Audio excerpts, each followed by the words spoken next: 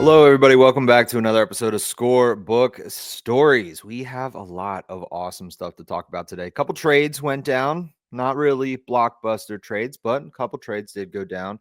We're going to talk about Giancarlo Stanton a little bit. He could be making his MLB season debut very, very soon. And the LA Dodgers they're banged up. All of that before we get into the standings updates, stats updates, and the storied pitcher and player of the week, plus some games to watch next week. So, kicking things off, we're going to talk a little about the LA Dodgers.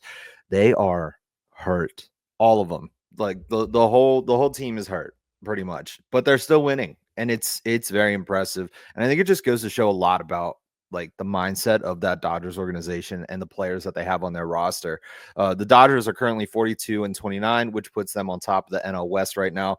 And I really don't know how they're doing it at all. Luis Garcia, Tony Gonsolin, and Roki Sasaki are all on the 15-day IL. Tyler Glasnow, Bruce Gratterall, Michael Crove, Eduardo Hernandez, Kyle Hurt, Evan Phillips, River Ryan, Emmett Sheehan, Blake Snell, Gavin Stone, and Blake Trinan are all on the 60-day IL.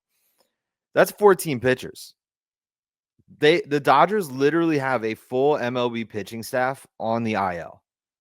Like, I don't understand how they're winning games, because with this amount of pitchers injured, they should not be able to win ball games in the MLB.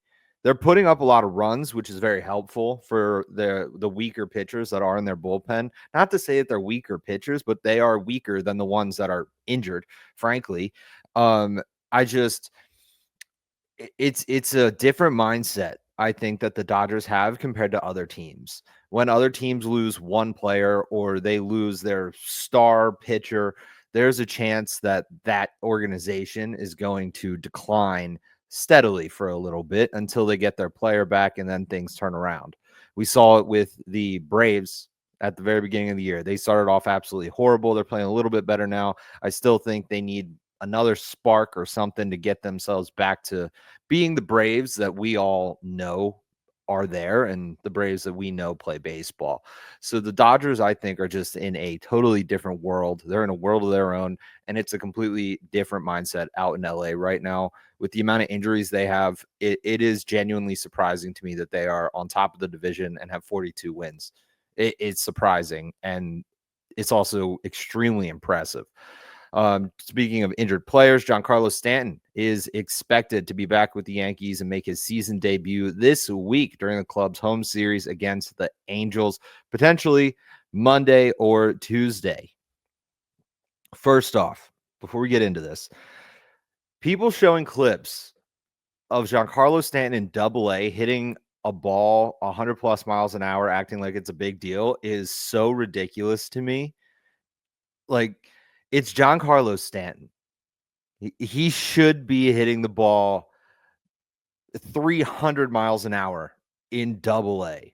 He should be doing that. And if he's not, that's when it should be a clip. If he goes 0 for 4 with 4 Ks and gets a golden sombrero, that is that is the clip that we need to see. I don't think it's a big deal that Giancarlo Stanton is at a rehab assignment in Double-A Somerset for the Yankees and crushes a ball an obnoxious amount of times. I don't find that surprising at all. But on a more serious note, Stanton's bat back in the lineup is going to be a huge help for the Yankees, I think. I'm actually watching the Yankees game right now. The TV's like up there. I'm watching it right now. The Red Sox have a 1-0 lead. They're in the bottom of the third right now. So the Yankees need to figure something out and turn things around. And I think Stanton is a top level DH, and he's going to bring in some runs and hit the ball very hard all over the field. However, it is going to put the Yankees in some trouble when it comes to their roster. I think Ben Rice is super valuable. I think Ben Rice's bat is top notch right now. He's hitting the ball really, really hard. Unfortunately, in this game that is on right now, he had some very poor base running, but he does have 2 minor league options left. I don't think they're going to use one. JC Escara has 3 minor league options. Ben Rice can play catcher. So I think the expected move is going to be to send JC Escarra to AAA with Rice taking over as the backup catcher role. Rice has gotten some reps at catcher in recent weeks, and I just think all signs are leading to that being the move. I like the story of JC Escarra. I love that he was able to work real hard and get himself onto the Yankees. It was super impressive, and I love it. But in this current situation that they are about to be in, bringing Giancarlo Stanton back, Ben Rice is probably going to move to be the backup catcher. He's going to be the backup first baseman, and he's going to be the backup DH. Ben Rice is going to fall into that role for the New York Yankees, in my opinion. I do not think it would be a good idea to trade Ben Rice away for prospects. However, I do think there should be moves made by the Yankees to try to grow their farm system a little bit, because their minor league system is kind of small right now. There's not a lot of prospects that I'm too excited about seeing once they make their MLB debut, maybe 2 or 3. There really isn't much in the minor leagues for the Yankees. So I think JC Escarra getting moved to AAA with Ben Rice being the backup catcher, first baseman, DH is going to be the logical move that the Yankees make here once Giancarlo Stanton does come back to the Yankees. But speaking of trading, Aaron Cavalli is traded to the Chicago White Sox for Andrew Vaughn. I think Cavalli is supposed to be making his first start for the White Sox today, as of recording. Cavalli requested a trade from the Brewers after being moved to the bullpen, and the White Sox are also going to be getting an extra $807,000 in cash, along with getting Andrew Vaughn off their payroll. Honestly, the Brewers basically just paid the White Sox to take Eric Cavalli. I think the Brewers he didn't want to pitch in the bullpen. So the Brewers were like, fine, we'll trade you. Get out of here. And they sent him on his way. Through 5 starts in Milwaukee, Cavalli has thrown 22 innings with a 4.91 ERA, 1.36 whip, 19 Ks, 7 walks, 23 hits, 1 win, 2 losses. Nothing super fancy. Not really top of the rotation guy. Who knows? Maybe a change of scenery will turn things around for him and he'll be able to pitch a little bit better in Chicago. But Andrew Vaughn is having his worst year ever with the White Sox. He's batting 189, 218 OBP, 314 slugging, 43 Ks, 7 walks, 35 hits, 9 runs, 5 home runs, 19 RBIs through 185 at bats in 48 games. He is not playing well at all. So I'm not sure where he's going to fit in with the Brewers, if at all, because he is a first baseman and they got Rhys Hoskins, so they don't really need Andrew Vaughn at first base. Andrew Vaughn can play third base. Again, don't think the Brewers really need help at third base. I think that Andrew Vaughn is just going to end up getting DFA'd and sent to the minors. I'm not sure if Vaughn has any options left. He might, but I'm not 100% sure on that. Another trade that happened was Lamonte Wade Jr. getting traded to the Angels for a player to be named later in cash. Wade also having a very bad year. He's hitting 160 through 52 games and 150 at bats. He also has not had a hit since May 28th. I really don't think this trade is going to help the Angels at all, but it could be a benefit to the Giants, depending on who the player to be named later is and how much cash got sent over there. I do not know exactly how much money was sent by the Angels to the Giants. So I think it kind of remains to be seen if there's a winner in this trade. I guess the Giants kind of win by getting Lamonte Wade Jr. off of their payroll, but I don't know. I don't know if this is going to be a super impressive move for the Angels. There's a lot of trade speculation right now going on all over the league, and I'm compiling an entire list of a lot of different moves that we could potentially see before the deadline. I kind of want to get a little bit closer to the end of June before we really dive into all of those. The trade deadline is July 31st, so we do have quite a bit of time before we get to that point, but there's a lot of speculation around a number of guys going to a number of different teams, and some of it I think needs to stop, like Paul Skeens. He's not getting traded. The Pirates have way too much control over Paul Skeens right now. They have too many years left of control with him. They're not going to move him. If he is still this dominant 3 years from now, then maybe we're going to see Paul Skeens get moved from the Pirates, so that way the Pirates don't have to pay him.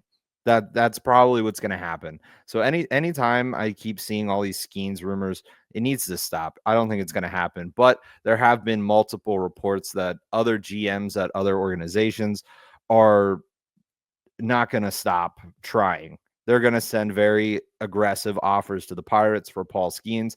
And I think, like, for example, if the Dodgers wanted Paul Skeens, they probably would have to trade Blake Snell, Freddie Freeman, and Mookie Betts to the Pirates to get Paul Skeens. At this point, like, you're going to have to send some big names that are MLB ready. It's not going to be able to be let's just trade the whole farm for Paul Skeens. We're going to have to send some stars right now that are in the league on the team for Paul Skeens.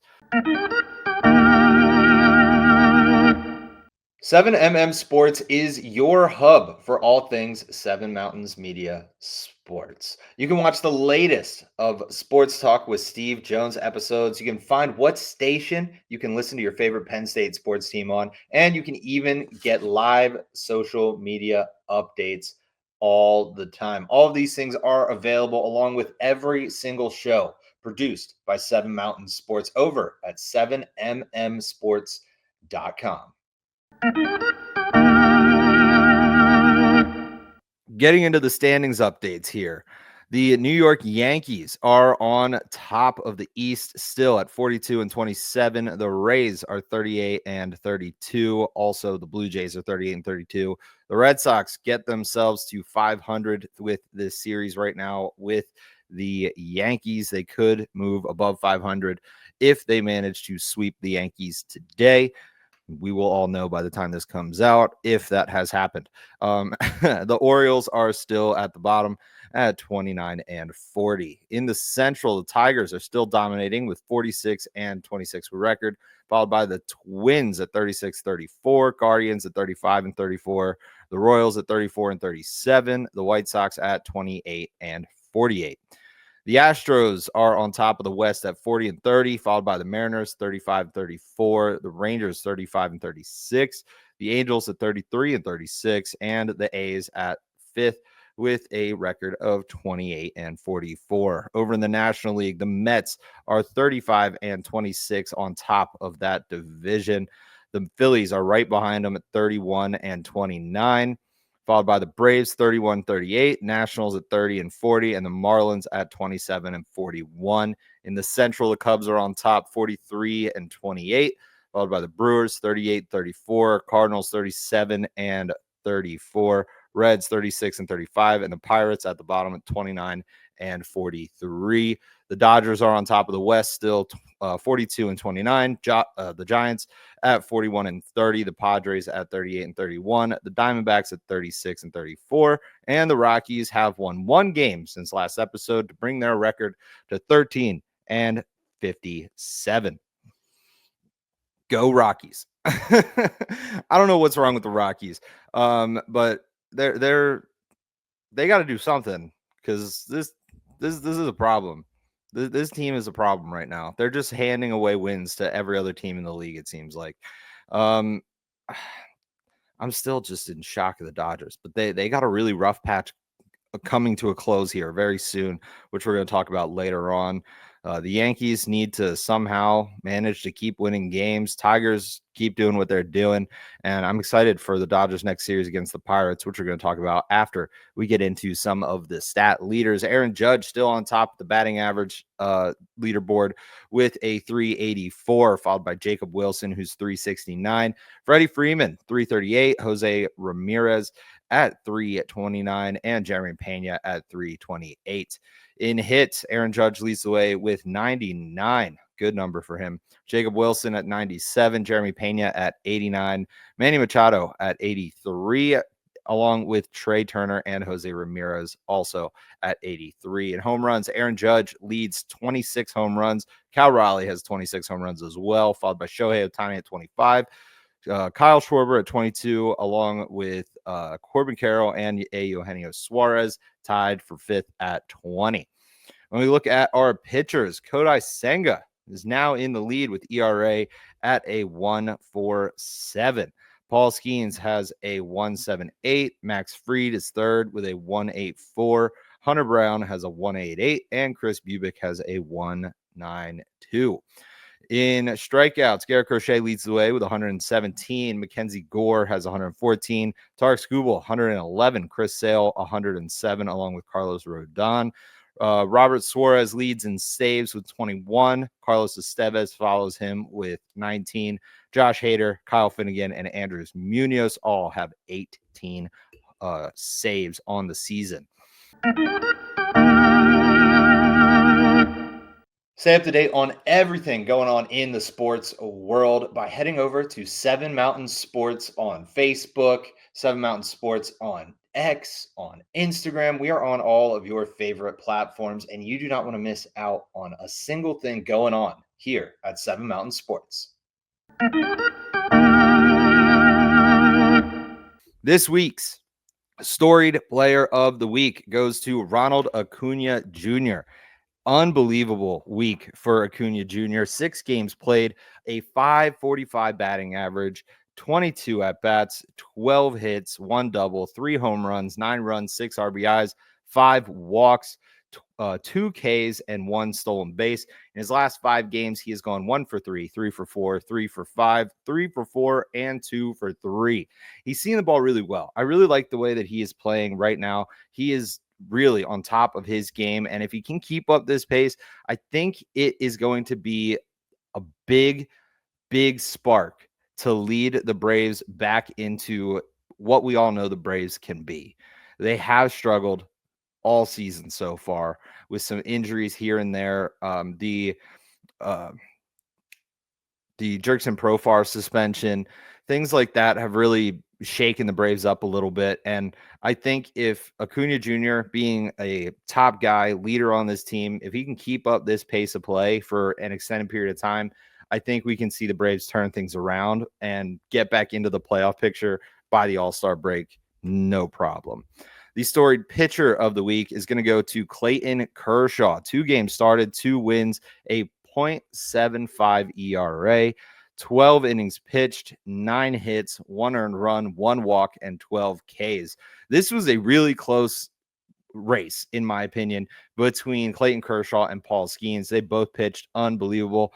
Paul Skeens had a 0 ERA, which is a little bit better, obviously, than a .75. He pitched 0.2 more innings than Clayton Kershaw. They both had 12 Ks, but Skeens had no wins. Skeens didn't pick up a single win over his 2 starts. Kershaw looked like his old self once again. It was just really cool to watch. Paul Skeens is very impressive every time he gets out there on the mound, but Clayton Kershaw getting out there these past 2 starts looked different. He looked strong. His 12-6 curveball was breaking from the sun all the way to the center of the earth. Like it was insane. Clayton Kershaw looked like the Clayton Kershaw of old, and his 2 outings were just so impressive this week. 5 innings, 1 game, 7 innings the next. I'm very impressed with the way Clayton Kershaw was pitching this past week, which is why I ended up giving it to Clayton Kershaw. Over the next week, however, you do have some games to watch. I'm assigning you some homework. The Padres at the Dodgers. That is going to be another incredible series. The first series that we saw this past week, I thought was still very entertaining. It was a very good game, good series to watch. And it's just another series in the NL West with 2 of the 3 teams that are all super tight for that top spot.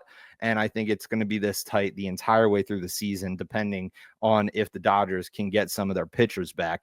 If they can get some of their pitchers back soon, then I think they'll be in a little bit better shape. But right now, I think The Dodgers need every single win that they can possibly get.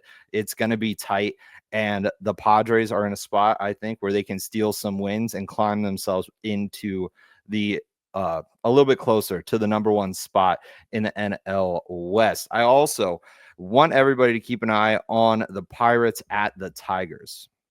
Right now, Skeens and Skubal are a day apart in the rotation, but there is a chance that if something could happen, these two could match up this week in Detroit, and I will be watching that game with intent. It is going to be an incredible game. Skeens versus Skubal, two of the top pitchers in the game today going at it. It is going to be an unbelievable game. And I really hope that I get to see it. I really hope it happens because it's going to be a fun one to watch. And it's going to be super low scoring. Like I know it's going to be maybe like a 1-0 win. It's going to be the best kind of baseball that you can watch. Then we also have the Mets at the Phillies. That series is going to start Friday. The Phillies could be getting Bryce Harper back for that series, but I haven't seen much to confirm when his return is going to fall. Bryce Harper is going to be traveling with the Phillies to Miami. He's going to be there with the team per Rob Thompson. However, he has not been swinging the bat. Rob Thompson said that his range of motion has been getting better. It is like close to back to normal. However, he hasn't swung the bat or taken any ground balls in the field. So I don't know if that's an indicator on if we're going to see Bryce Harper against the Mets or if we're going to see him against the Marlins. I really am not sure. I hope that he is back for the series against the Mets because that's probably the more important series for the Phillies. I think that if Bryce Harper is out, though the Phillies do struggle without Harper, I think they'll be able to hold their own against the Miami Marlins down in Miami. So I think if they can give Harper a couple extra days rest and get him ready for the Mets, that's going to be the smartest option for Philadelphia. But I'm not entirely sure when Harper is coming back, but all I know is that the Phillies definitely need Bryce Harper back in the lineup as soon as possible. Thank you for tuning in to this episode of Scorebook Stories. Don't forget to subscribe to the YouTube channel, 7 Mountain Sports. Listen to Scorebook Stories everywhere you listen to podcasts, whether it be the Radio Novo app, whether it be Spotify, Apple Podcasts, or any other podcasting platform. Thank you very much for enjoying this episode of Scorebook Stories, and go watch some baseball.